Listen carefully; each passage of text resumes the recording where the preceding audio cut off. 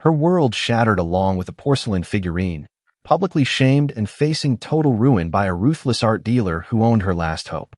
She never imagined the cold, calculating billionaire she doused with champagne was silently watching. But when her tormentor dared to abduct her, that enigmatic stranger unleashed a brutal, unstoppable fury.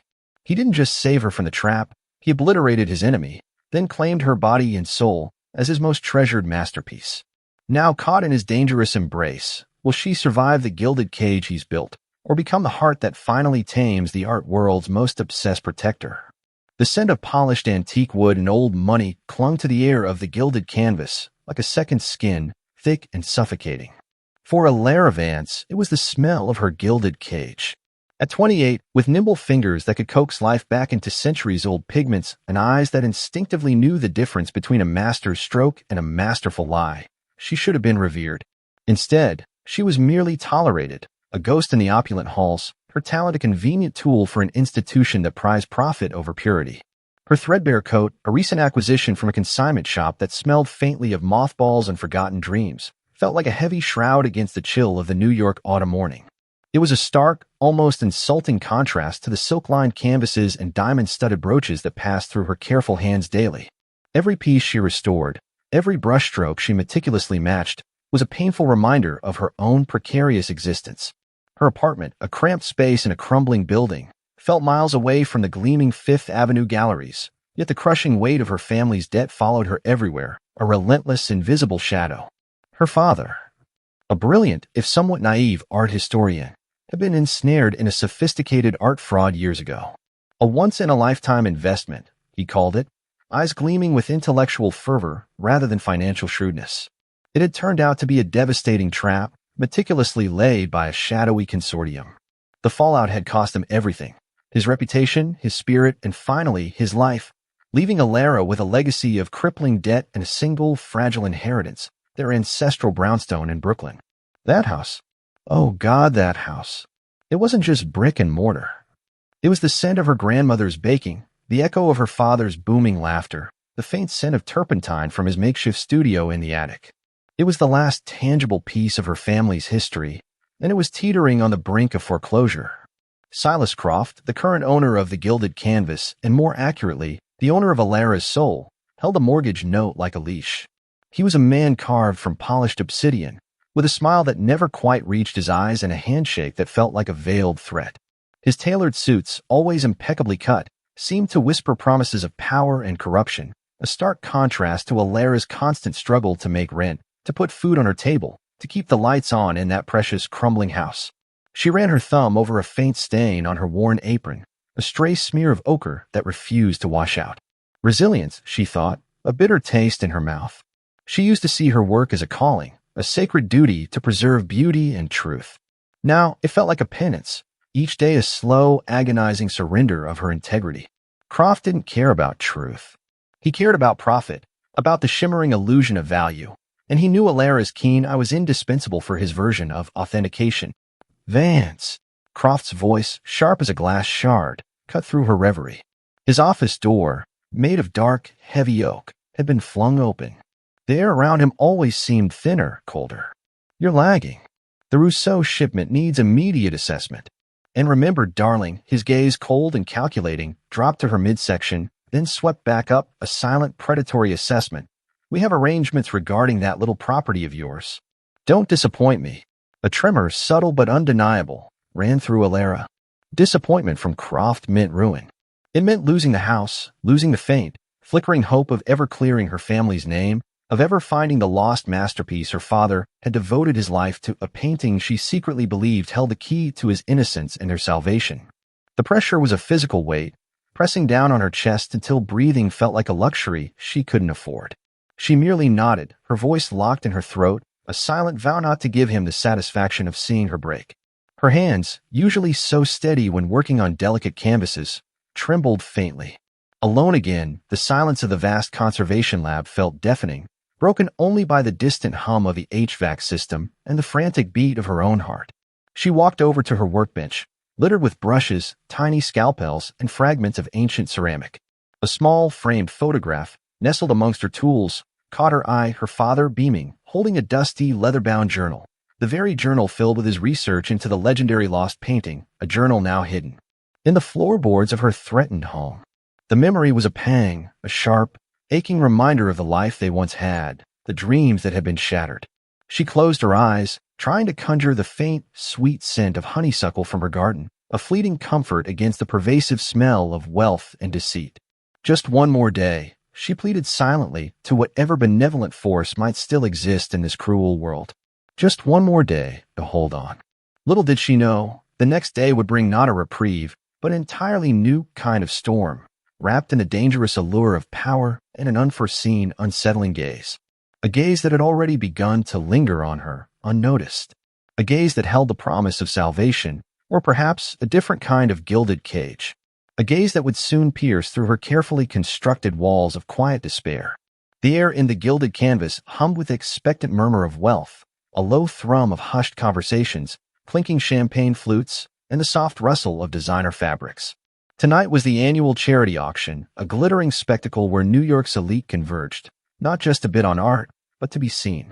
Chandeliers, heavy with crystal, rained diamond-bright light onto the polished marble floors, reflecting the glow of priceless masterpieces adorning the walls. The scent of lilies, expensive perfume, and old parchment mingled, a heady, intoxicating blend that, to Alara, smelled suspiciously like deception. She moved through the throng like a phantom, her worn black dress, usually reserved for funerals and desperate job interviews, feeling painfully out of place amidst the gowns that shimmered like liquid starlight. Her eyes, usually so sharp, felt gritty with fatigue, burning from hours spent in the meticulous, often thankless, work of preparing pieces for display.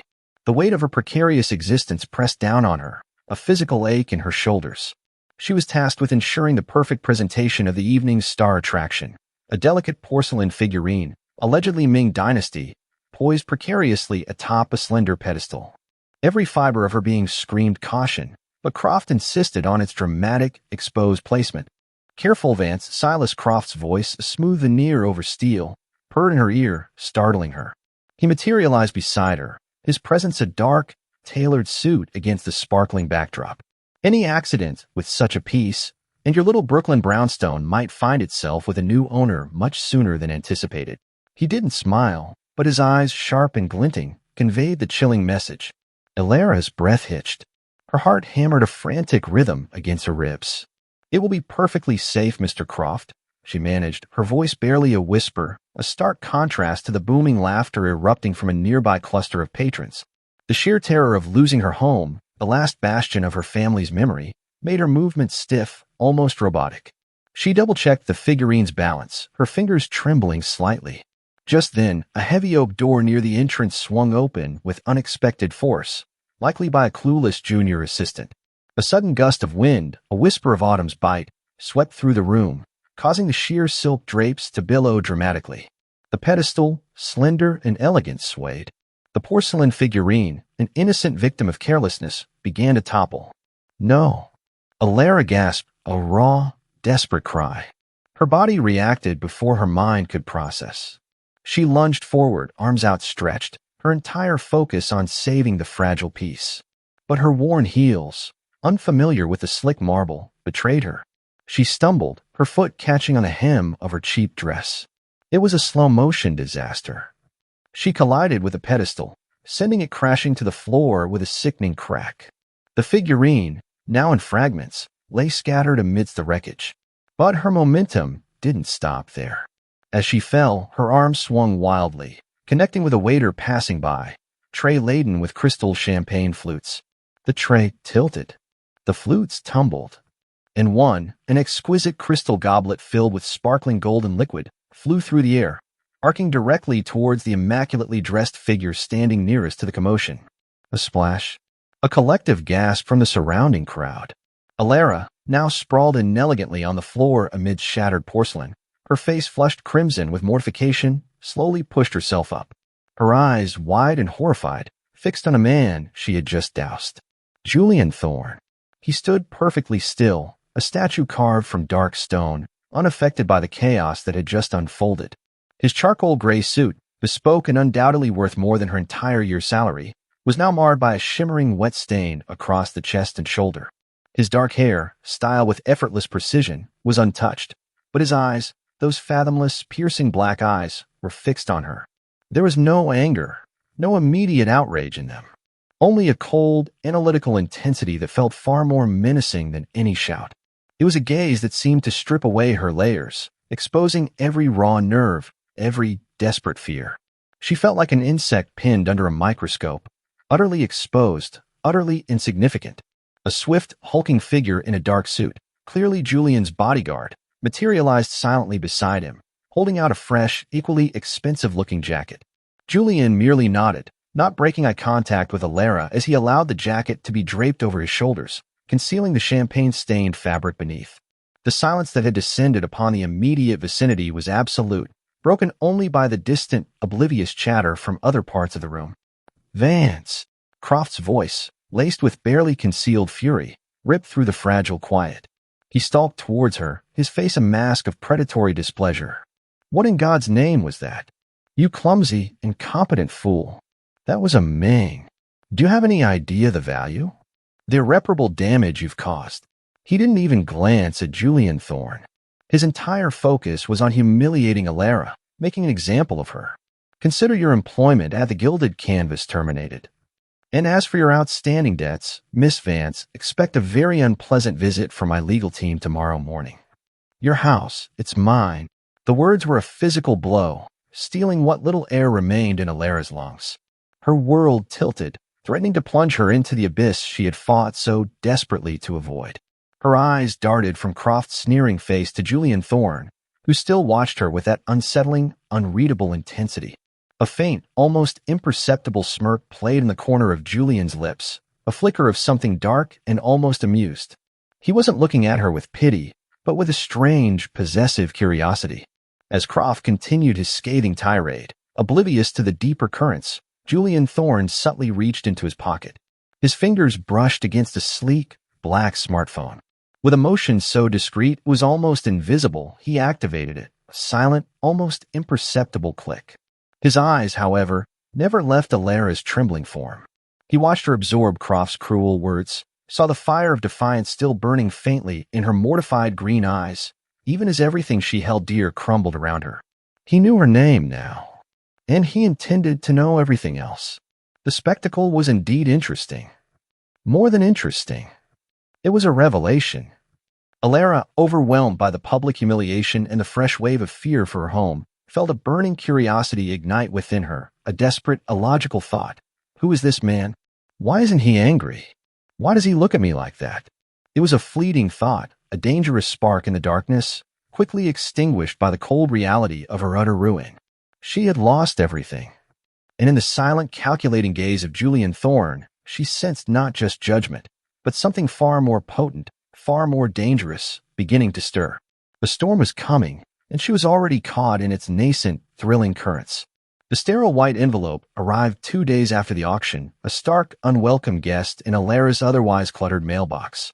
The formal letterhead of Croft and Associates glinted mockingly under the dim hallway light. Inside, the words were sharp, merciless. Immediate demand for full payment of the outstanding mortgage, with 72-hour deadline before foreclosure proceedings would commence. A small, cold part of Alara had expected it, but the finality of the threat still sucker-punched her. It wasn't just Croft kicking her while she was down. It was him grinding her face into the shattered porcelain of her life. Her father's journal, its leather cover worn smooth with age, lay open on her rickety kitchen table, pages filled with careful sketches and faded notes about the lost painting. She traced a finger over a cryptic symbol, a fragment of hope in a sea of despair. But hope didn't pay bills. Hope didn't stave off Silas Croft. 72 hours, she whispered, the words rattling in the silent apartment. He wants me on the streets, just like Dad. A wave of nausea washed over her. The scent of her own stale coffee, usually a comfort, now tasted bitter and acrid. The weight of her family's legacy, once a source of quiet pride, had become an unbearable burden. Days blurred into a frantic, humiliating blur of desperate phone calls and futile interviews. The art world, once her sanctuary, now felt like a closed, hostile club. Every gallery, every private collector she contacted, seemed to already know her story, tainted by Croft's whispers. Miss Vance," a prim gallery owner had said, her lips thin, "we heard about your unfortunate incident at the Gilded Canvas. Such a shame. We value reliability here. The judgment, cold and immediate, was a constant slap in the face.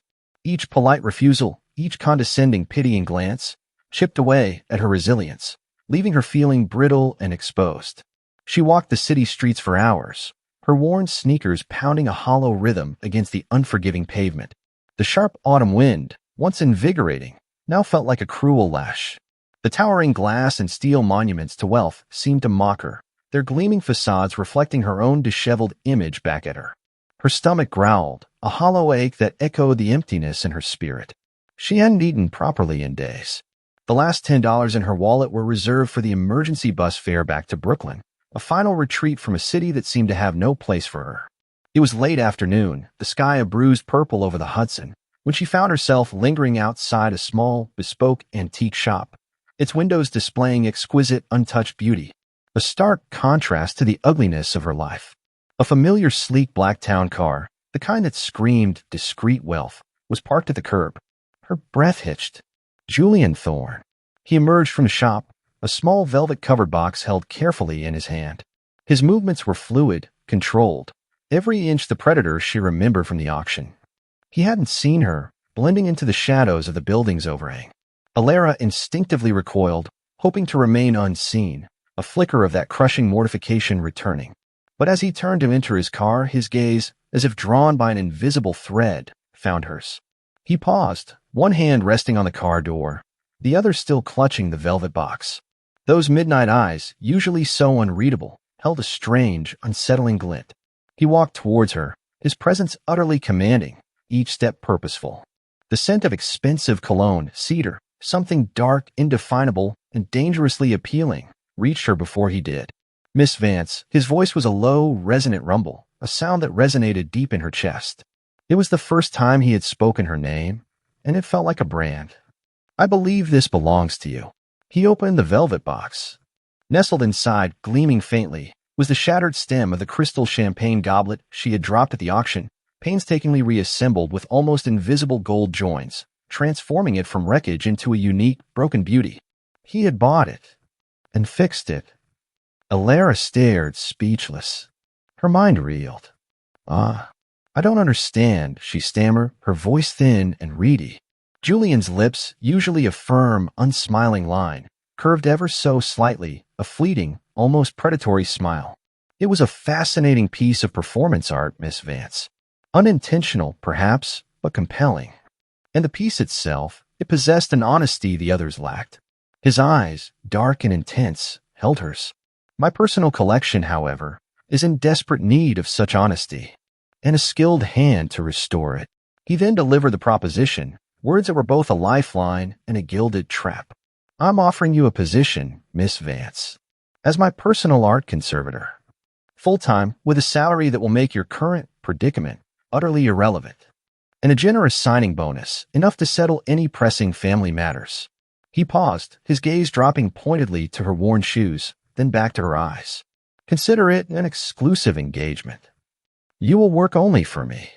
Your talent, your unique eye, will be dedicated solely to my collection. And in return, you will have the security you desperately seek. Alara's breath hitched. Irrelevant. The word hung in the air, glittering with impossible promise. Her brain screamed warnings. The man was a ghost, a mystery, radiating a quiet, unsettling power.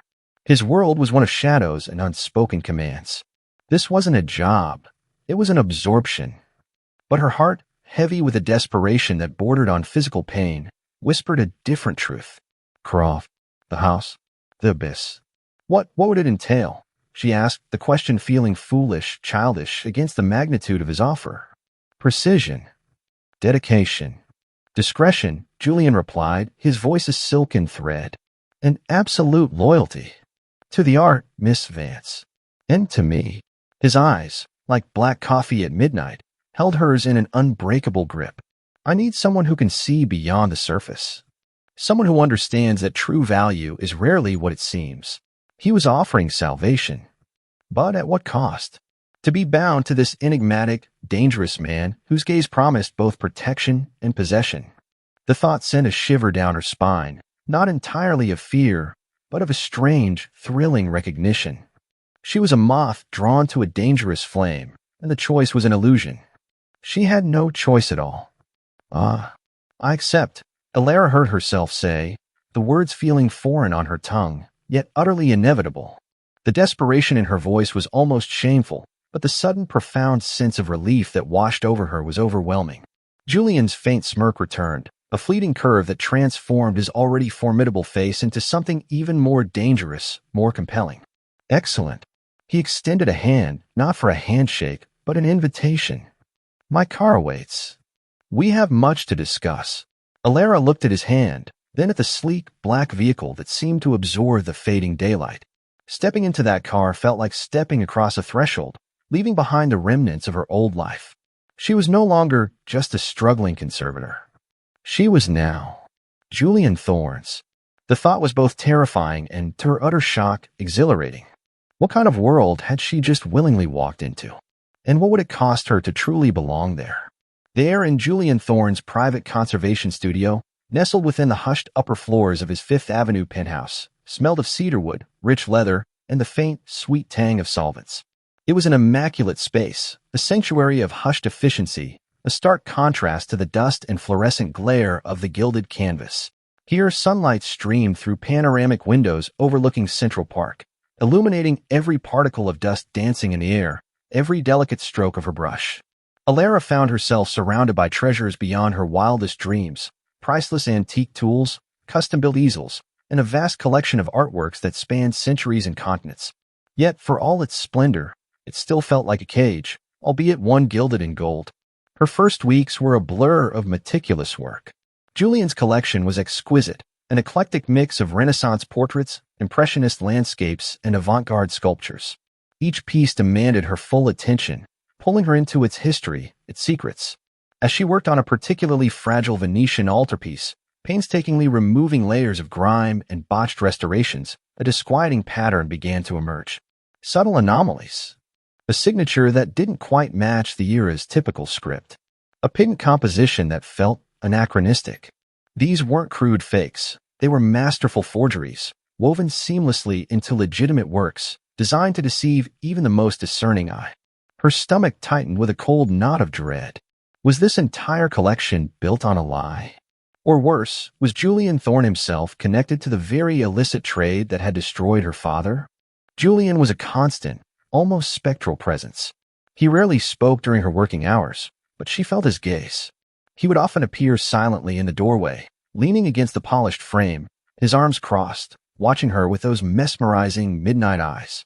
She'd feel the prickle on the back of her neck, the sudden awareness of being scrutinized, and her hand would falter just a fraction. When she finally looked up, his expression would be unreadable, a silent question perhaps, or simply a profound observation. It was unsettling, this relentless, quiet attention. But amidst his enigmatic surveillance, there were unexpected acts of care.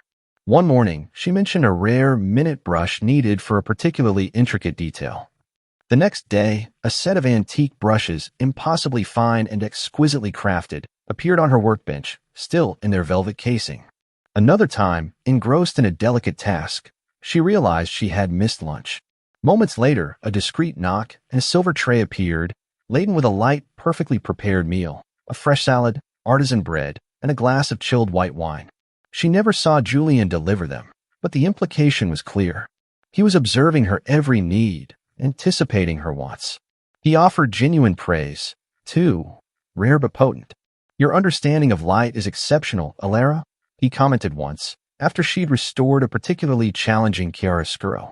The words, uttered in his low, resonant voice, had sent an unexpected warmth blossoming in her chest, a feeling she hadn't realized she was yearning for. Being truly seen, appreciated for her talent, felt like a precious gift after years of being undervalued by Croft. Yet, as weeks turned into a month, Alara began to perceive a deeper current in Julian. When he thought he was unobserved, usually late in the evenings when the city lights sparkled like scattered diamonds outside the window, she would sometimes catch a glimpse of something else in his eyes. A profound sadness, a crushing loneliness, a dangerous intensity that hinted at burdens he carried in silence. His shoulders, always so ramrod straight, would seem to slump just a fraction. It was fleeting, a quick mask falling back into place, but was enough to spark a new kind of curiosity in Alara, a desire to unravel the mystery of the man behind the impenetrable facade. Who was Julian Thorne, really? And what did he hide behind all this wealth and power? The attraction between them, once a subtle hum, began to intensify, crackling beneath the surface like a hidden electrical current. Their conversations remained strictly professional, yet every shared glance lingered a moment too long. Every accidental brush of hands as they reached for the same tool became an electrifying jolt.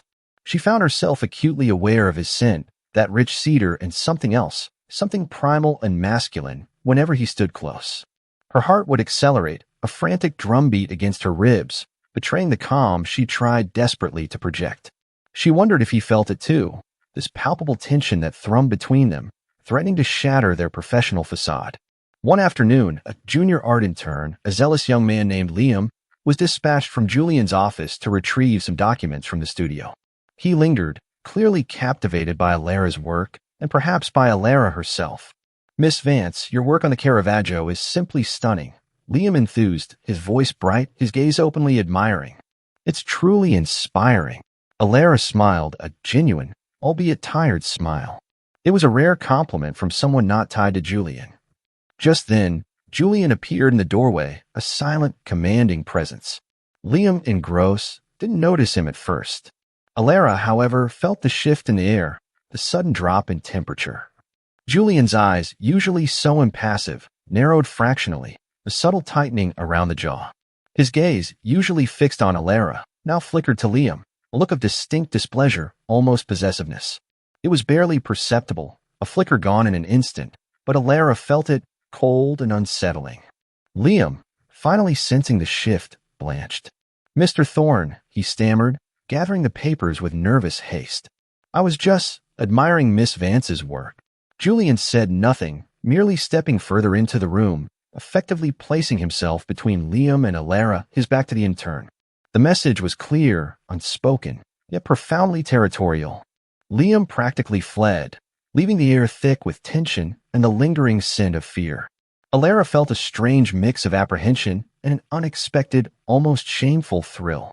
Julian's possessiveness, nascent and unspoken, was captivating. It was dangerous. It was everything she should run from. But after years of being disposable, of being unseen, the idea of being so fiercely claimed, even by such a formidable and mysterious man, stirred something deep within her. It was a dangerous thought, a whisper of desire that flew in the face of all reason. She finished her work that evening, the brushstrokes feeling more confident, yet her mind was a tumultuous storm of confusion.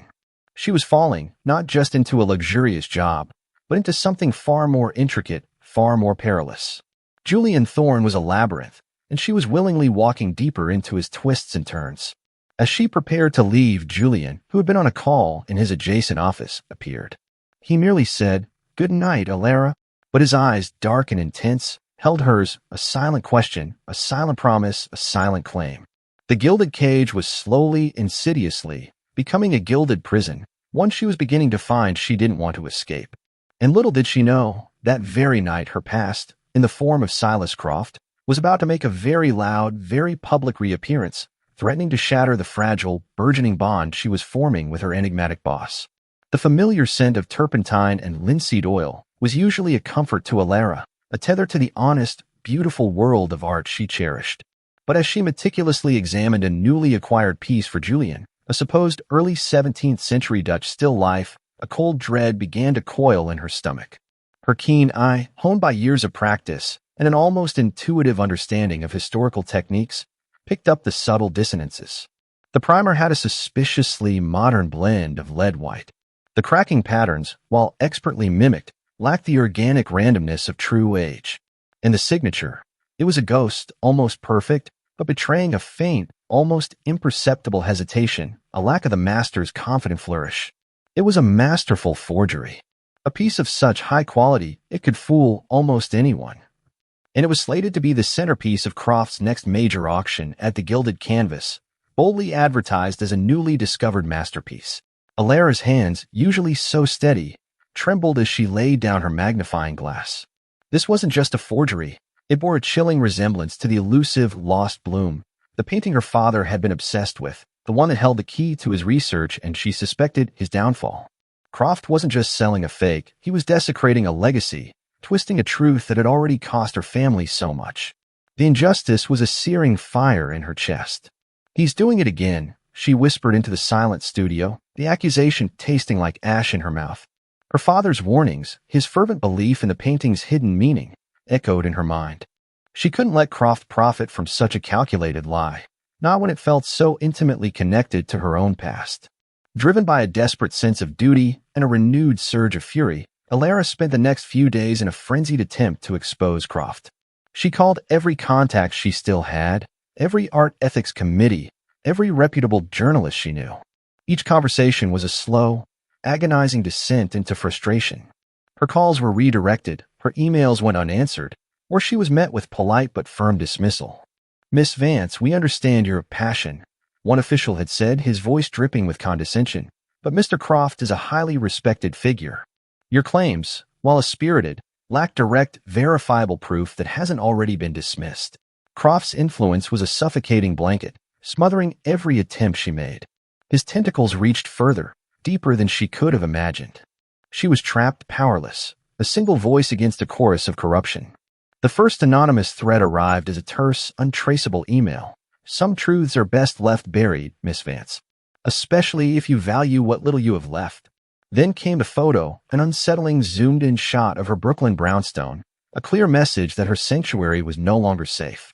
The pit in her stomach deepened, cold and heavy. Then the violation occurred. She returned to her apartment one evening, the damp chill of a New York night clinging to her coat, only to find the door slightly ajar. A jagged, splintered mess where the lock should have been. Her breath hitched, fear a bitter taste on her tongue. Her hands shook as she pushed the door open, the silence within louder, heavier than usual. Nothing was stolen. No electronics, no valuables. But her father's antique compass, a small brass heirloom that had sat on her mantelpiece, was shattered on the floor, its glass face cracked, its needle bent. And smeared across the white wall above the fireplace, stark and menacing, was a single crude red brushstroke, like a bloody warning. It was a violation designed not to take, but to intimidate, to instill sheer, unadulterated terror. He knew. Croft knew she was investigating him, and he was sending a message. Her legs felt weak, her knees threatened to buckle. She sank onto her worn sofa, wrapping her arms around herself, trembling uncontrollably. She was alone, utterly, terrifyingly alone. Unknown to Alara, Julian Thorne's world was a symphony of whispers and shadows. His vast, intricate network of informants and agents had long kept tabs on Silas Croft, a man whose legitimate facade barely concealed a sprawling empire of illicit art dealings. He knew about the fake still life. He knew about Alara's desperate attempts to expose him. And he knew with chilling precision about the anonymous threats and the brutal violation of her home. From his desk overlooking the glittering city, Julian made a series of terse, low-voiced calls in rapid Italian. His face, usually a mask of impassive control, was etched with a subtle, predatory focus. He gave no direct commands to harm, but his words, precise and laced with implicit threats, were clear. Croft was to be squeezed. Pressure was to be applied. And any harm directed towards Alara Vance would be met with swift, devastating retribution. Within days, whispers began to circulate through the art world. Croft's seemingly infallible deals began to unravel. A multi-million-dollar shipment of antiquities was inexplicably delayed in customs, held indefinitely without explanation. A lucrative auction of impressionist works suddenly lost its key bidders, citing unforeseen complications. Financial partners inexplicably withdrew, leaving Croft scrambling, furious, and utterly bewildered. He thrashed, trying to identify the invisible hand pulling the strings, but found no trace, no connection. It was a phantom war, fought in the shadows, leaving Croft bleeding money and power, convinced he was being targeted by an unknown rival. Alara, despite her terror, couldn't help but notice the sudden string of bad luck befalling Croft, news that trickled through the art world like poisonous gossip. A faint, almost illogical suspicion began to form. Could Julian be behind it? Was this his silent, dangerous way of protecting her? The thought was terrifying, yet exhilarating. One evening, Julian found Alara staring out at the rain-streaked cityscape from his penthouse window, her shoulders hunched, the memory of her violated apartment a fresh wound. He approached her silently, his presence a warm anchor in the vast room. "You're troubled, Alara," he said, his voice a low, soothing murmur that nonetheless held an undercurrent of steel. She turned, her eyes, usually so vibrant, clouded with fear. "Croft, he knows. He broke into my apartment. He sent a message." The words tumbled out, raw and vulnerable. Julian's jaw tightened, a muscle flexing almost imperceptibly. He reached out, his hand hovering near her cheek, then lowered it. "Silas Croft is a snake," he stated, his voice devoid of emotion, "but he is a snake with a long reach. And a poison bite." He paused, his gaze fixed on hers, intense and unyielding. "The world I inhabit, Alara, is not one of polite art auctions and gentle restorations. It is a world of shadows, of power plays, of unspoken rules. A world where trust is a luxury and weakness is a death sentence." He stepped closer, his presence enveloping her, the scent of cedar and danger filling her senses. "You possess a rare gift, Alara. An honesty, a purity that is almost incandescent. In my world, that makes you either a beacon or a target." His thumb, warm and firm, brushed lightly against her cheekbone, a startling, intimate gesture. "I brought you into this world, Alara, and I will protect what is mine." His words, a declaration of both danger and fierce ownership, sent a shiver through her, terrifying, exhilarating thrill. She was a target, yes, but she was his target to protect. The realization of his vast, unseen power, his dangerous reach, was overwhelming. She was a pawn, but a pawn fiercely guarded by a king whose methods were as ruthless as they were effective. The rain outside intensified, drumming a relentless rhythm against the glass. Alara looked at Julian, at the dark, powerful man who was subtly waging a war for her, and she felt a strange, forbidden excitement bloom in her chest, mingling with her fear. She had glimpsed his darkness, his control, and instead of running, something in her stirred, a dangerous curiosity, a nascent trust.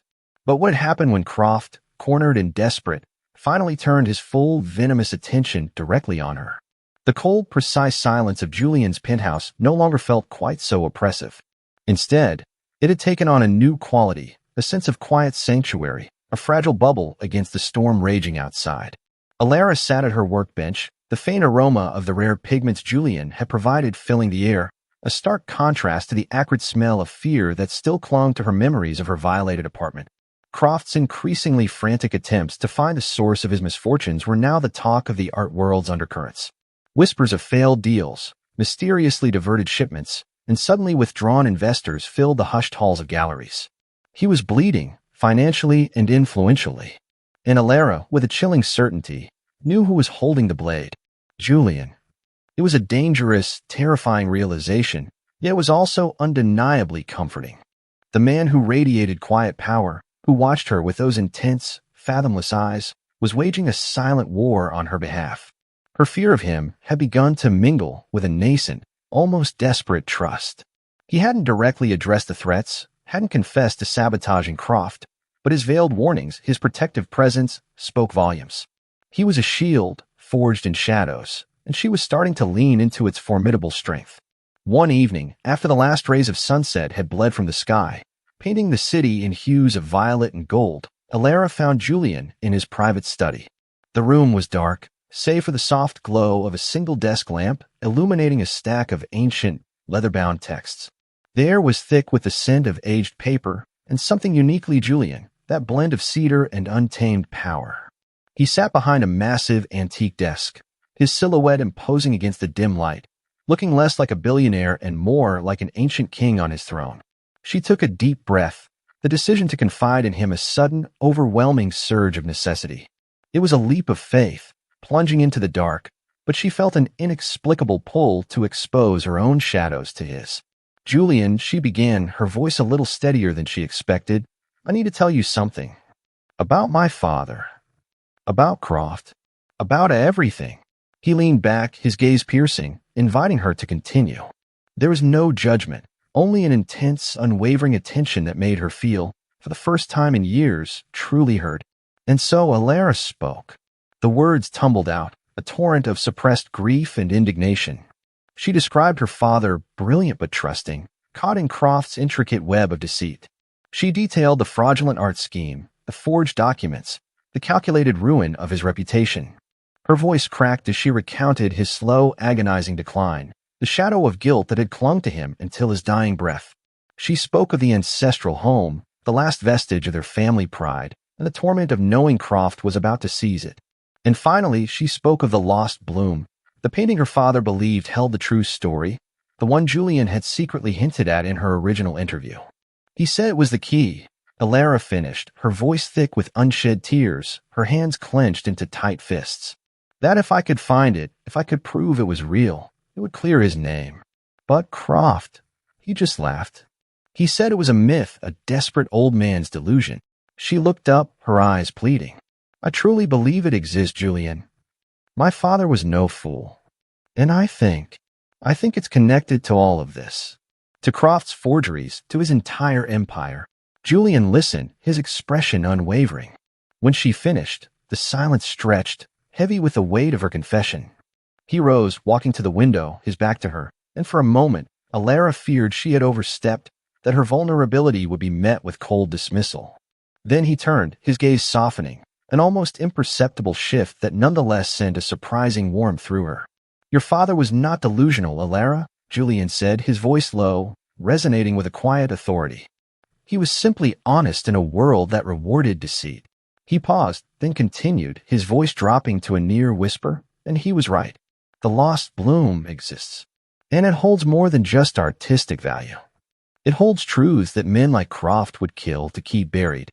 He walked back to his desk, picking up a small, intricately carved antique box. My world, as I told you, is one of shadows. But not all shadows are malevolent. Some are merely hidden. He looked at her, his eyes piercing. I, too, operate in an underworld, but my purpose is different. I hunt those who prey on beauty, those who profit from stolen heritage, from desecrated legacies. Men like Croft. My network, it's designed to retrieve what is lost, to expose what is hidden, and to exact a particular kind of justice that often operates outside the conventional bounds of law. He was a protector, a shadow warrior. The realization hit Alara with the force of a physical blow. He wasn't just a ruthless billionaire. He was an avenger, a dark knight operating in the gray areas, and her father had been one of his fallen. The truth was shocking, terrifying, yet it solidified her trust. This wasn't just about money or power for him. It was about a higher, albeit darker, form of justice. Their shared truths created an unspoken bond, a fragile intimacy born of shared vulnerability and heightened danger. The very next day, Julian received a cryptic message from one of his informants. Croft, desperate and cornered, had set a trap. A fake lead to a hidden document, supposedly related to Alara's father's research, was being leaked, designed to lure Alara to an abandoned warehouse in the industrial district. It was a classic ambush. Alara, having seen the manufactured tip through a seemingly innocuous email from a defunct art society, felt a surge of hope, then a prickle of unease. I think I need to check this out, Julian, she said, showing him the email. It could be it. Julian's face, usually so composed, tightened. His eyes, for a fleeting moment, blazed with barely contained fury. No, he said, his voice a low growl. You will do no such thing. He explained the trap with chilling precision, detailing Croft's desperation, the setup, the expected violence. He wants you, Alara, not the document. He wants to hurt you, to send a message to me. Her blood ran cold. The sheer audacity, the callousness of Croft's plan was sickening. But Julian's foresight, his immediate understanding of the danger, was equally profound. How did you know? She whispered, her voice trembling. I know the kind of men I hunt, he replied, his gaze unwavering. And I know the value of what I protect. He moved with swift, silent efficiency, making calls, giving terse commands. He didn't stop Alara from wanting to confront Croft, but he made it impossible for her to walk into the trap alone. Instead, he deployed his own men, a silent, efficient force, to intercept Croft's goons at the warehouse, turning the ambush back on the ambusher. Alara stayed in the penthouse, pacing, her heart a frantic bird in her chest, until Julian's calm, low voice came through the secure line. The trap has been dismantled, Alara. You are safe. Croft's men have reconsidered their allegiance. Later that night, as Alara sat by the expansive window, watching the city lights blur, Julian joined her. The silence between them was different now, filled with a newfound understanding. He reached out, his hand gently covering hers where it rested on the cool glass. His touch, usually so controlled, was unexpectedly tender, yet utterly possessive. I told you, Alara, he murmured, his voice rough with an emotion she couldn't quite decipher. You are mine to protect. And I will protect you. Any cost. From anything. From anyone. His thumb stroked the back of her hand, a simple gesture that conveyed a profound promise, a vow of unwavering loyalty and fierce, absolute ownership. Alara looked at him, truly seeing him for the first time, not just the powerful billionaire, but the man burdened by shadows, driven by a dark sense of justice and now irrevocably linked to her. A shiver, both of fear and an exhilarating sense of belonging, ran down her spine. They were two broken pieces, fitting together, united against a hostile world. The danger was palpable, lurking just beneath the surface of their gilded sanctuary. And Alara knew, with a chilling certainty, that Croft, now utterly desperate, would not simply disappear. He would return, and his next move would be far more personal, far more devastating. The fragile piece they had found was about to be violently shattered. The brittle crackle of old parchment under Alara's fingertips was the only sound in the quiet hum of Julian's penthouse study. Days bled into nights as she pored over the documents Julian's network had discreetly acquired: ledgers, correspondence, internal memos from shell corporations, all meticulously detailing Silas Croft's illicit operations. The aroma of stale coffee and the faint metallic tang of old paper hung heavy in the air around her, a constant companion to her fervent concentration. Julian had given her free rein, a silent acknowledgement of her unique ability to piece together the fractured narrative. And now she had found it. Buried within a series of coded transactions and false invoices, a pattern emerged. Not just isolated forgeries, but a colossal, intricate web spanning continents, involving dozens of seemingly legitimate galleries and auction houses. And at its heart, like a venomous spider, sat Silas Croft. More devastating still, Alara unearthed the specific documents outlining the fraudulent scheme that had ensnared her father: falsified provenance papers, manufactured expert authentications, and the deliberate creation of a market bubble around the fake Lost Bloom series, designed to lure in unsuspecting investors with genuine passion like her father. The sheer, calculated cruelty of it made her stomach churn. A triumphant, yet bitter, surge of emotion coursed through her. Her father. He wasn't naive, he was targeted. He wasn't foolish, he was betrayed. The truth, sharp and vindicating, was finally in her hands. She pushed back from the desk, her chair scraping softly against the polished floor. The city lights outside the panoramic window shimmered like scattered diamonds, indifferent to the quiet storm raging within her. Her plan began to coalesce, precise and unwavering. With Julian's resources, with his connections to Interpol and the darker corners of the art world, they could expose Croft once and for all. Not just financially ruin him, but dismantle his entire empire, reveal his crimes to the world, and clear her father's name unequivocally. She clutched a sheaf of incriminating papers, her fingers trembling with a mix of fierce resolve and a potent, almost dizzying sense of empowerment. The thought of Croft's inevitable downfall, his carefully constructed facade crumbling, was a powerful, intoxicating vision. She glanced at the grandfather clock ticking softly in the corner. Almost midnight. Julian was still out, attending one of his discreet engagements, as he vaguely put it. She would wait for him. She would present him with the evidence, her heart pounding with a shared victory. A triumphant smile, fragile yet resolute, touched her lips. For the first time in years, she felt a future stretching before her that wasn't shrouded in debt and despair. A future she was about to learn, with a luxury rarely afforded without a price. The gentle click of the penthouse's main door, usually a comforting sound, brought no alarm. She assumed it was Julian, perhaps arriving earlier than expected. "Julian?" she called out, her voice a soft query, already picturing his dark, intense eyes, the subtle curve of his lips as she laid out her findings. Silence. Not the familiar, comforting quiet of the empty apartment, but a sudden, chilling void. The subtle scent of Julian's cologne was absent. Instead, a faint, acrid smell, like stale cigarettes and cheap disinfectant, pricked at her nostrils. A primal sense of wrongness, sharp and immediate, flared in her chest. Before she could process the thought, a shadow detached itself from the hallway's gloom. A heavy hand clamped over her mouth, suffocating her nascent scream. Another arm, thick and corded with muscle, wrapped around her waist, pinning her arms to her sides. The papers scattered from her grasp, fluttering uselessly to the floor. Alara struggled, a wild, desperate surge of adrenaline coursing through her. She kicked, bucked, twisted, but her assailant was immense, unyielding. The expensive silk of her robe offered no purchase against his grip. A rough, coarse fabric, smelling faintly of sweat and something metallic, was thrown over her head, plunging her into immediate, terrifying darkness. The world spun, disoriented, choked. She tasted fear, thick and metallic, in her own mouth. Croft. He knew. The thought was a chilling, desperate certainty. Quiet, darling, a voice raspy and unfamiliar, snarled close to her ear, tainted with the smell of cheap whiskey. Or it gets a lot less pleasant. She felt herself being lifted, carried, a frantic struggle slowly weakening against the overwhelming force. The faint sounds of the city outside, a distant siren, the rumble of traffic, seemed to recede, replaced by the deafening roar of her own terror. The last thing she registered before a sickening blow to the back of her head plunged her into unconsciousness was the metallic click of a door, then the rushing wind of accelerated movement. Julian Thorne's instincts were rarely wrong. A subtle dissonance, a faint discord in the usual rhythm of his secure penthouse, pricked at him the moment his car entered the private garage. The usual, almost imperceptible hum of the security system felt off. Too quiet, perhaps. He dismissed it as fatigue, the lingering tension from his meeting with a particularly recalcitrant network contact.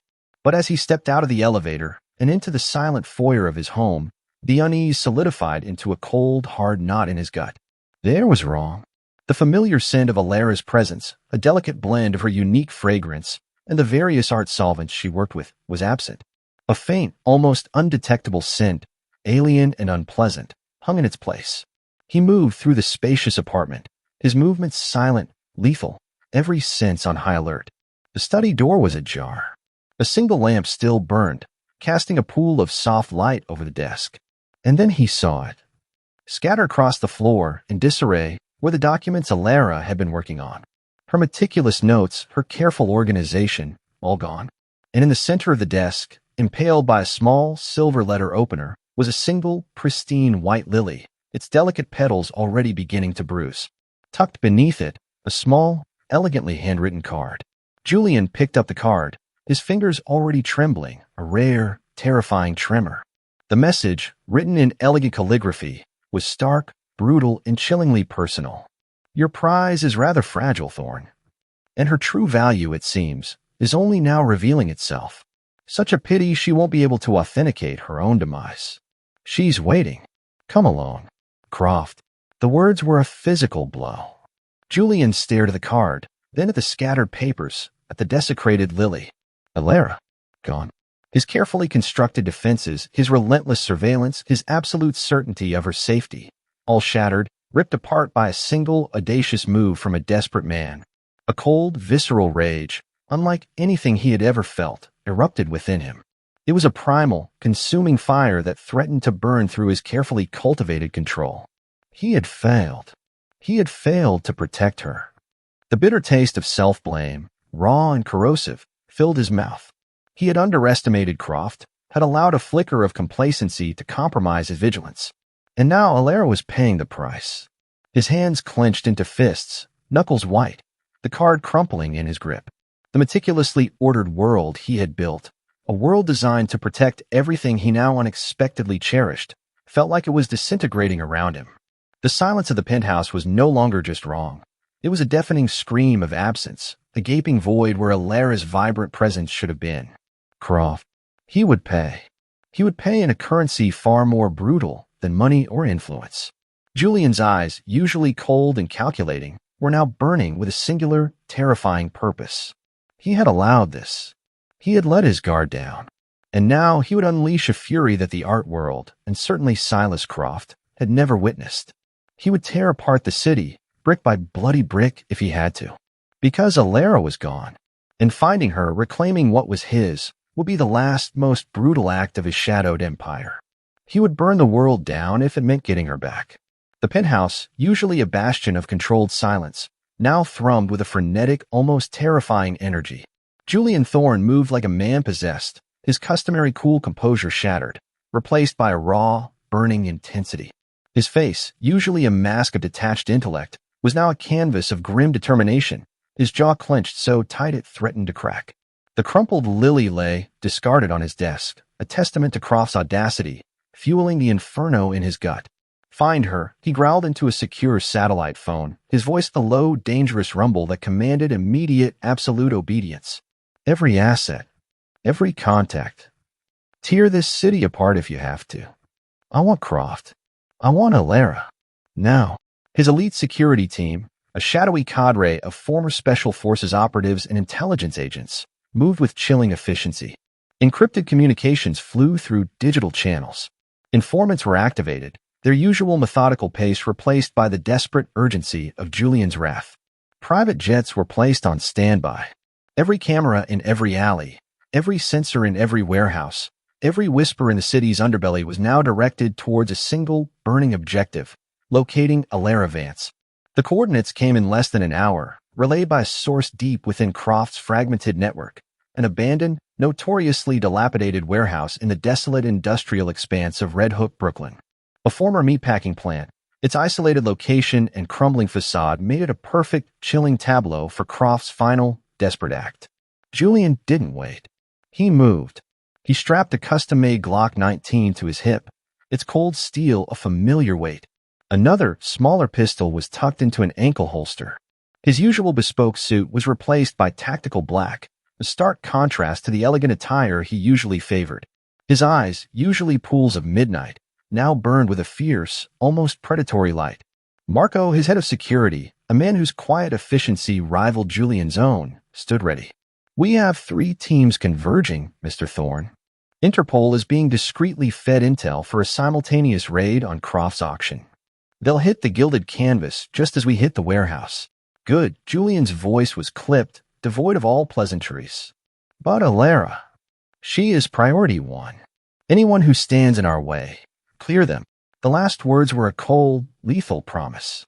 The drive across the Brooklyn Bridge was a blur of flashing lights and screaming sirens, Julian's armored SUV cutting through traffic like a vengeful black streak.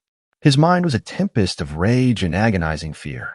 He pictured Alara, bruised, terrified at Croft's mercy. The thought was a searing brand on his soul. He had sworn to protect her. He had claimed her. And he had failed. The self-recrimination was a bitter, metallic taste in his mouth, sharpening his focus, hardening his resolve. The warehouse loomed, a monstrous, decaying silhouette against the bruised pre-dawn sky. Its broken windows gaped like empty eyes, casting long, menacing shadows. Croft's men, a ragtag collection of street thugs and desperate mercenaries, were posted at various entry points. They were no match for Julian's trained operatives. The assault was swift, brutal, and utterly without mercy. Julian moved with a controlled ferocity, a dark ballet of violence. A guard at the main entrance barely registered his presence before a precise, crushing blow to the neck sent him sprawling, unconscious. Another, attempting to raise an alarm, was disarmed and neutralized with a chilling efficiency that spoke of years honed in the shadows. Gunshots, muffled but sharp, echoed from other entry points as Marco's teams cleared the perimeter. Julian stormed into the vast, cavernous interior, the air thick with the smell of damp concrete, rust, and fear. His eyes, already adjusted to the gloom, swept across the desolate space. In the center, under the harsh glare of a single, bare bulb, she was there. Alara. Tied to a rickety wooden chair, her wrists bound tightly, a gag obscuring her mouth. Her hair, usually so vibrant, was disheveled. A bruise bloomed angrily on her cheekbone. Her eyes, wide with terror, met his. In that instant, all thought, all strategy dissolved. Only Alara mattered. And then he saw him. Silas Croft, leaning against a stack of crates, a cruel smirk twisting his thin lips. He held a pistol, its black barrel glinting ominously, pointed directly at Alara's head. Beside him, on a makeshift table, lay a stack of papers and, chillingly, a single ornate quill pen. "Ah, Thorne," Croft sneered, his voice echoing in the vast space, filled with a desperate, triumphant malice. "Right on time. I knew you'd come for your little art conservator. Such a sentimental fool." He pressed the cold metal of the gun against Alara's temple. She flinched, a silent, heartbreaking tremor. "Now she's going to sign over her precious brownstone, authenticating this little beauty for me." He gestured to a canvas covered with a dirty tarp. "And then she's all yours. What's left of her, anyway?" Julian's blood ran cold, then boiled with an unprecedented fury. The protective instinct, raw and primal, roared through him. Let her go, Croft, he rasped, his voice barely recognizable, a low guttural growl of pure menace. This is between us. Oh, but it is between us, Thorne, Croft chuckled, his eyes gleaming with mad triumph. She's your weakness, and I intend to exploit it. Fully. He ripped the gag from Alara's mouth. She gasped a small, choked sob. Don't do it, Julian, Alara cried, her voice hoarse, tears streaming down her face. It's a trap. Don't let him win. Julian ignored her plea, his gaze fixed on Croft. What do you want, Croft? He asked, his voice deceptively calm, a dangerous quiet before the storm. Everything, Croft spat. Your entire network. Your influence. Your legitimate holdings. And the pleasure of watching you break. He pressed the gun harder against Alara's head. Or she dies. Slowly. And I'll make sure you witness every agonizing moment. Julian's eyes, burning with a cold, terrifying light, met Alara's. He would not break. He would not sacrifice her. Not for any empire. Not for any price. Over my dead body, Julian snarled, his hand already moving. Before Croft could react, a deafening crack echoed through the warehouse. Julian had fired. Not at Croft, but at the flimsy rope binding Alara's wrists. The rope snapped frayed, releasing her just as Croft, startled, squeezed his trigger. The bullet went wide, embedding itself in the wall behind Alara's head, sending plaster dust showering down. Chaos erupted. Julian was across the floor in an instant, a black blur of furious motion. He tackled Croft with brutal force, sending the smaller man crashing to the concrete floor. The pistol skittered away. Croft cried out, a pathetic yelp of pain as Julian, driven by a primal, all-consuming rage, rained down blow after blow. He wasn't just fighting. He was unleashing a lifetime of suppressed violence, fueled by his desperate love for Alara, by the terror of almost losing her. Simultaneously, the main doors of the warehouse exploded inward. Marco and his teams, having neutralized Croft's remaining guards, stormed in, their weapons raised, their movements precise and coordinated. Gunfire erupted, echoing deafeningly in the cavernous space as a brief but brutal firefight ensued. Alara, released from her bonds, scrambled away from the fight, her eyes fixed on Julian, who was relentlessly, mercilessly pummeling Croft. There was no finesse, no strategy, just raw, unbridled fury. He was a force of nature, a monster unleashed, and it was all for her.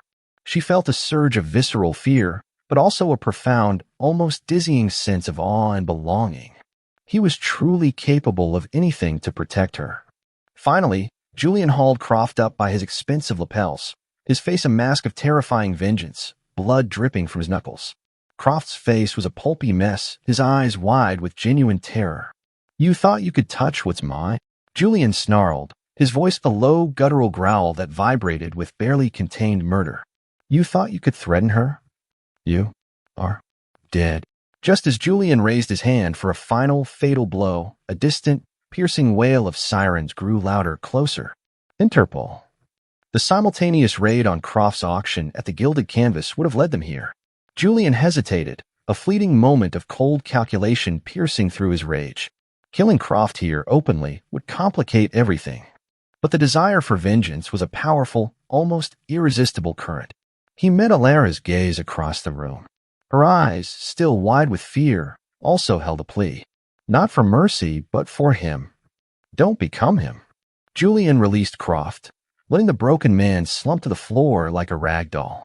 He then produced a burner phone, pressed a single button. It's done, he said into the phone, his voice regaining a semblance of its customary calm, though still rough with fury. Croft and his network.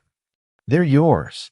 As the first Interpol agents stormed in, weapons raised, Croft was hauled to his feet, barely conscious, his empire crumbling around him. Julian, ignoring the chaos, walked directly to Alara.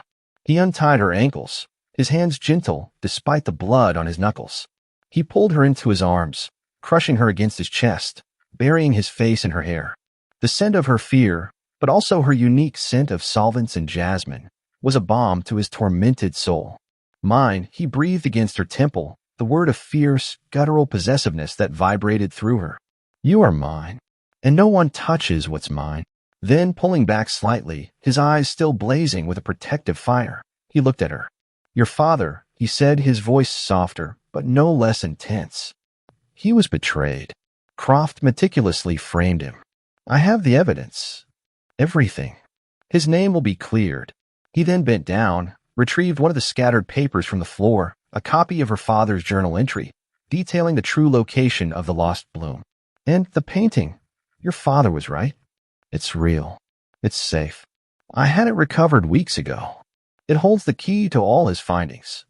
Your family's legacy, it is restored. Croft, he is finished. His world is a wasteland. Alara stared at him, tears of relief and awe streaming down her face. He hadn't just saved her. He had avenged her father. He had restored her legacy. He was a monster, yes, but her monster. And in his fierce, bloody embrace, amidst the chaos of triumphant justice, she felt an overwhelming, profound sense of belonging. The nightmare was over. But their story, forged in shadows and soaked in the fury of a billionaire's protection, was only just beginning. The penthouse, once a gleaming, impersonal sanctuary, now felt like a cocoon. Soft light filtered through the drawn blinds, casting a gentle glow over Alara's recovery. Her body ached, a constant throb in her wrists from the binds, and a persistent soreness across her cheekbone where Croft's man had struck her. But the physical pain was a dull whisper compared to the vivid, jarring replays of the abduction, the terror of Croft's sneer, the cold press of the gun against her temple. She would wake with a gasp, her heart hammering, the metallic taste of fear still fresh on her tongue. Julian was her constant shadow. He moved through the spacious apartment with an almost preternatural quietness, his presence a steady, unwavering anchor in her fractured reality. He arranged for a discreet, highly skilled medical team to visit daily, ensuring her physical wounds healed without a trace. But it was his unwavering attention, the sheer intensity of his gaze, that truly held her. He rarely left her side, working from a makeshift office set up in her recovery suite, his laptop a silent sentinel. He brought her nourishing, exquisite meals, gently coaxing her to eat. He read to her from rare art books, his deep voice the soothing balm against the cacophony in her mind. His touch was a revelation. When he held her hand, tracing soft circles on her bruised skin, it was with a tenderness that defied the brutal strength she had witnessed. When he brushed a stray strand of hair from her face, his touch was feather-light, filled with a raw, almost agonizing regret. He carried a heavy weight, a self-inflicted burden of guilt. I should have prevented it, Alara, he would murmur, his voice rough with torment, his eyes dark with self-recrimination. I promised to keep you safe. I failed. You didn't fail, Julian, she would whisper, reaching for his hand, her fingers intertwining with his. You saved me. You avenged my father. You destroyed him. And he had. The news, carefully curated and released by Julian's network, spread like wildfire. Silas Croft, once a titan of the art world, was exposed in a spectacular public downfall. Accusations of fraud, blackmail, and illegal art trafficking, backed by irrefutable evidence provided by Julian to the authorities, plastered headlines across every major art publication and newspaper. His galleries were raided, his assets frozen, his name synonymous with deceit. The Interpol investigation, once subtly guided, now moved with official, undeniable force, dismantling his entire shadowy network piece by piece. Julian ensured that Croft, now broken and disgraced, would spend the rest of his miserable life rotting in a high-security prison, stripped of every ounce of power and respect he once commanded. The justice was swift, absolute, and triumphantly brutal.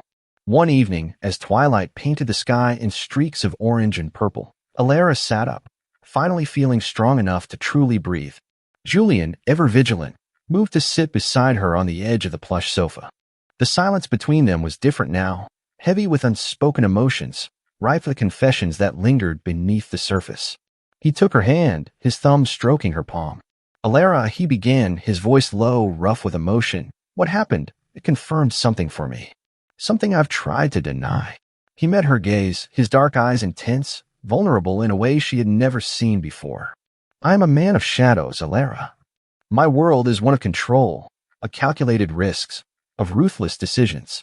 I have built an empire, not always by conventional means, and I have done things that would make most people run. He paused, a flicker of pain crossing his features. But you are different. You are light, Alara. You are truth. When I saw you, struggling, humiliated, yet refusing to break, something in me shifted. I wanted to protect that light. I needed to protect it. His grip on her hand tightened, almost painfully. And when Croft took you, when I thought I had lost you, it was a torment unlike any I have ever known. It broke me, Alara. The thought of a world without you is simply not a world I am willing to inhabit. He took a deep, shuddering breath. I love you, Alara Vance. I know it's fast. I know my world is dangerous. I know I am a complicated man. But I want you, always, by my side, as my equal, as my partner, in everything. I want to build a future with you. A life where your talent is celebrated, where your truth is honored. A life where you are forever safe. A life with us. His confession, raw and unvarnished, resonated deep within her. It was a terrifying, beautiful torrent of emotion that both exhilarated and grounded her. She saw not just the powerful, dangerous billionaire, but the man haunted by his past, seeking redemption, offering his absolute, unwavering devotion. The monster she had glimpsed, the avenger who had crushed Croft, was also the man who gently spoon-fed her soup, who read her poetry, who bore his guilt like a tangible cloak. Alara reached out, her fingers tracing the sharp line of his jaw, the faint scar above his eyebrow.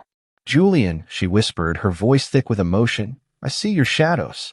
I've walked in them. And I've seen the darkness you're capable of. Her gaze held his, unwavering. But I also see the man who saved me. The man who cared about truth more than profit, about justice more than power. The man who protected me with every fiber of his being. A fragile, yet resolute smile touched her lips. I accept your shadows, Julian. And I accept your love. It's dangerous, yes, but I'm tired of being safe and alone. I want to be seen. I want to be valued. I want to be yours. And I know that with you, in this complicated, dangerous world you inhabit, I will finally be both. She leaned in, pressing her lips to his, a soft, tender kiss that sealed their unspoken vows. It was a promise of a future, uncertain and perilous, but fiercely, unequivocally theirs. His arms went around her, crushing her gently against his chest, as if to physically meld her into his being. The relief, the profound sense of belonging, was overwhelming. The scars would remain, physical and emotional, but they would be worn together, a testament to the storm they had weathered and the powerful, unconventional love that had emerged from its wreckage. The art world, a fickle beast of whispers and shifting allegiances, turned on Silas Croft with a voracious hunger. His downfall was as spectacular as his rise. Public spectacle meticulously orchestrated by Julian's unseen hand. Every headline screamed his treachery. Every article lauded Alara's courage. Her reputation, once dragged through the mud of suspicion and poverty, was not just restored. It was elevated, burnished to a brilliant sheen of integrity and fierce artistic vision. The lost bloom, the painting that had haunted her father's final days, was authenticated and unveiled, not as a symbol of fraud, but as a masterpiece reclaimed, a testament to her family's enduring legacy. Julian, true to his word, acquired the gilded canvas. The opulent halls, once heavy with the stench of Croft's deceit, underwent a profound transformation. New light fixtures, cleaner lines, an undeniable air of ethical renewal. He renamed it, with a quiet solemnity that made Alara's heart clench, the Vance Gallery. And he appointed her, the girl who had once spilled champagne on his suit and worn her desperation on her sleeve, as its executive director. Alara stood in her new office, the panoramic windows framing the vibrant tapestry of New York City. The scent of fresh paint mingled with the subtle aroma of old paper from her restored father's journal, now prominently displayed on her desk. This wasn't just a job. It was a testament, a monument to truth and resilience. The weight of purpose settled on her shoulders, not as a burden, but as a cherished cloak. She had found her place, not just in Julian's world, but in the world of art, on her own terms. Julian's presence in her life became the very air she breathed. They built their life together, an intricate tapestry woven from disparate threads. Her unwavering passion for authentic art, her meticulous eye for detail, her fierce moral compass, his inexhaustible resources, his formidable intellect, his silent, all-encompassing protection. He navigated the murky waters of the art underworld, dismantling criminal networks, retrieving stolen masterpieces, all while Alara championed ethical practices and championed emerging artists at the Vance Gallery. They were two halves of a powerful, unconventional whole, their strengths intertwined, their purpose shared. Julian's possessiveness, once a raw, unsettling force, had mellowed into an enduring, comforting presence. He was still the man who commanded silence with a look, whose word was law, whose shadows stretched far and wide. But with Alara, that intensity manifested as an unwavering devotion, a palpable sense of security. He watched her from across a crowded room, a small, almost imperceptible smile playing on his lips, his eyes holding hers in a silent, cherished claim. It was the gaze of a man who knew exactly what he possessed and would guard it with his very life. Years melted into a tapestry of shared laughter, quiet evenings, and the joyful chaos of a burgeoning family. Their penthouse, once a stark monument to singular power, blossomed into a warm, inviting home. The echoes of a child's laughter now filled the halls, a melody Alara never thought she'd hear. Their daughter, Sophia, inherited Alara's vibrant green eyes and her father's fierce, unwavering determination. She was a whirlwind of curiosity and intelligence, her tiny hands already mimicking Alara's precise movements as she sketched in a worn notebook. 2 years later, their son Leo arrived, a quieter, thoughtful child, with Julian's piercing dark gaze and a surprisingly gentle demeanor. One crisp autumn morning, Julian found Alara in the sun-drenched living room, Sophia perched on her lap, meticulously coloring a drawing, while Leo sat at Alara's feet, engrossed in a picture book. The scent of Alara's favorite jasmine tea, mingled with the faint, sweet smell of crayon wax, hung in air. Julian paused in the doorway, his custom suit impeccable, but his eyes, fixed on his family, held a profound, almost vulnerable softness. Alara looked up, her smile radiating pure contentment. "Morning, Mr. Thorne," she teased gently, her voice full of a love that had become the bedrock of his existence. He crossed the room, his movements silent, lethal, yet utterly gentle as he bent to kiss her forehead, then Sophia's hair, and finally ruffled Leo's soft curls. "Morning, Mrs. Thorne," he replied, his voice a low, warm rumble. His hand came to rest on Alara's shoulder, a firm, anchoring weight. His gaze swept over his children, then back to Alara, an indelible claim in their depths. "They're perfect." "They are," Alara agreed, leaning into his touch, a wave of profound peace washing over her. She knew the darkness he had once commanded, the ruthless world he had navigated. But he had chosen a different path for them. He had traded an empire of fear for a kingdom built on love, on truth, on family. Their legacy wasn't just the restored masterpieces adorning the Vance Gallery walls, nor the countless lost artworks Julian had returned to their rightful owners through his intricate network. It was the life they had forged, a testament to redemption and the transformative power of love. Sophia and Leo would grow up surrounded by beauty and integrity, shielded by an unseen, unyielding force. They would never know the desperation that had once driven their mother, nor the cold, unforgiving world that had shaped their father. Julian Thorne, the feared billionaire, the man of shadows, was now simply a husband, a father. His possessiveness, once a symbol of danger, was now the deepest comfort, a constant, unwavering embrace that promised eternal security. Alara met his gaze, her heart overflowing. "We did it, Julian," she whispered, her voice thick with emotion. "We built something beautiful." He pulled her closer, his lips brushing her hair. "More than beautiful, Alara," he breathed, his voice rough with emotion. "We built everything. Our truth, our redemption, our unconditional, enduring love." The city lights twinkled outside, a silent witness to their quiet, extraordinary triumph. Their story, begun in shattered porcelain and desperate hope, had culminated in a love that was indeed an authentic masterpiece. True love isn't found in perfection. It's found when someone sees your broken pieces and refuses to let you face the darkness alone. Like our heroine, you may have been forced into battles you didn't choose. But remember, your scars are not signs of weakness. They are proof of your survival. You deserve a devotion that is absolute, a love that doesn't just tolerate your past but cherishes the person you become because of it. Never settle for being an option when you are destined to be someone's whole world. If this story offered you a moment of escape or healing, please like and subscribe to join our supportive family. Drop the phrase, "I am worthy," in the comments to remind yourself of your power today.